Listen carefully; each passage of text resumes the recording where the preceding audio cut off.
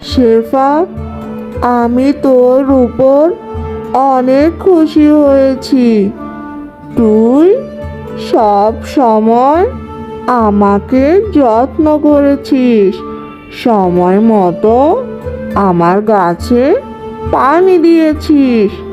তাই তুই আজ থেকে আমার গাছ থেকে ইচ্ছে মতো কাঁঠাল নিতে পারিস।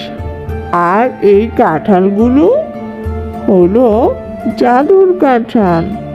দুষ্টু বাঘ আমাকে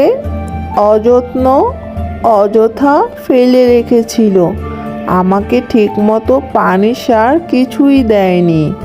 তার জন্য আমার কাঁঠালগুলো একদমই মিষ্টি লাগছিল না।